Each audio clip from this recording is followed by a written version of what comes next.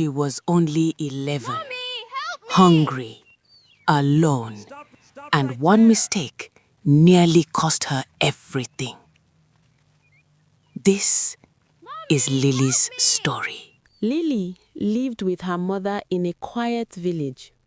The roads were narrow, the houses were simple, and everyone knew each other. Before the village rooster crowed that morning, Lily woke up with a smile. She was only 11 years old, but her eyes already carried stories deeper than her age. Her father had died when she was just 2 years old, so Lily could barely remember her father's voice. All she knew was that he once owned a small farm not too far away from their house. Since then, it has only been Lily and her mother. Her mother's name was Mary. Mary was a very hard-working woman. Every morning, before the sun becomes hot, she will carry her basket and go to the market. She will buy pepper, tomatoes, seasonings, fish, and vegetables, and sew them back in the village so she could take care of her daughter. One morning, Mary tied her wrapper, adjusted her basket, and bent down to have some conversation with her daughter Lily. "I will be back early today, you hear?" she said gently. "I will prepare delicious food for you when I'm back," she said. Lily nodded happily. "Okay, Mama, please don't stay long," Lily said with a smile all over her face. Mary smiled and walked out of the room and began her journey to Bonsack Market. At first, the day felt normal, but hunger has a way of changing time. 10 o'clock passed, then 11, then 12.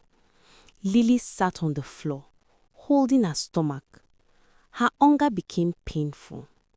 Tears rolled down her cheeks like a river as her stomach made uncomfortable sounds. "Mama," she whispered. "Mama, please come back. I am so hungry," she cried. It was like the worms are playing football match in her stomach. But her mother has not returned. Lily wiped her tears and stood up. She suddenly remembered her father's farm. When she remembered her father's farm, she smiled. Her father's farm was very close by, and she was sure she would find something to eat there. So she stepped out of the house and walked along the quiet farm path. As she walked, she tried to cheer herself up. She sang softly and hopped on one leg like a little frog, smiling again. She was so excited. Soon enough, she reached her father's farm. The land was full of maize, groundnuts, and potatoes. Her eyes lit up with excitement. "Thank you, God," she whispered. "At least I can get something to eat before Mommy comes back," she said. She searched around and found a sharp stick. She bent down and started digging. The potatoes were big and fresh, and her joy grew with every one she saw. Then, suddenly, a man walked past her. "Good afternoon, sir," Lily greeted politely. "Good afternoon, beautiful little girl," the man replied with a smile. "How are you?" Lily nodded but didn't answer. She focused on her potatoes. After a few minutes, the man walked away. Lily relaxed and continued digging. But moments later, she noticed the same man coming back. She stood up immediately. She was curious as to why the man came back almost immediately. "Little girl," he said. "Yes, sir," she replied. "Please, can you help me?" he asked calmly. "What help, sir?" "There is a sack inside that house over there. Please help me carry it and put it on my head. I can't carry it alone." Lily looked in the direction he pointed. She hesitated, but her innocent heart believed him. "Okay, sir," she said. Lily followed the man quietly towards the direction he pointed. They walked a few distance, and finally they got to the spot. It was a small house without doors or a window, surrounded by a fence. The man jumped over the fence and walked towards the house. Then he turned and asked Lily to come over too. Lily paused. She stayed back and refused to cross over to the other side. She leaned forward and looked inside. "There is nothing inside, sir," she said carefully. "Don't worry," the man replied quickly. "It's there." The man smiled suspiciously. Something inside Lily felt wrong. She did not know what it is, but she immediately felt it was unsafe for her to spend another minute there. It was the spirit of her ancestors speaking to her. "Run, run, my child," they said in her head. She began to walk backwards slowly.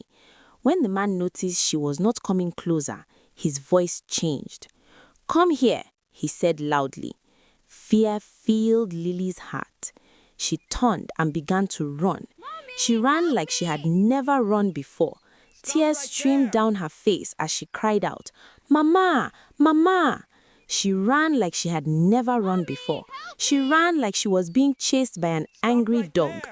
The man followed her quickly from behind, running after her and increasing his pace at every step he takes. As he ran after her, he kept on calling loudly, "Little girl, I say make you wait." Suddenly, Lily saw some village women and children walking along the farm path. She ran straight to one of the women she recognized and immediately held her wrapper tightly. The man stopped. He greeted the women calmly and walked away as if nothing had happened. Lily collapsed, shaking and crying, tears pouring down her eyes like a flowing river.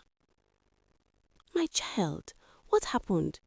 The woman she was holding tightly asked gently, worry written all over her face. With a trembling voice, Lily told them all that had happened.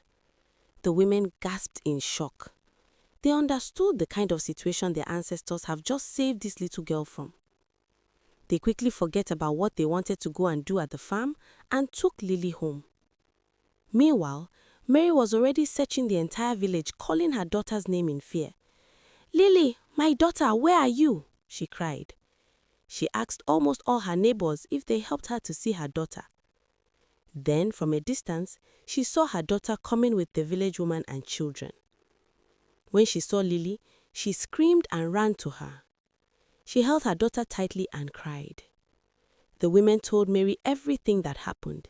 They narrated everything to her without leaving a single detail out.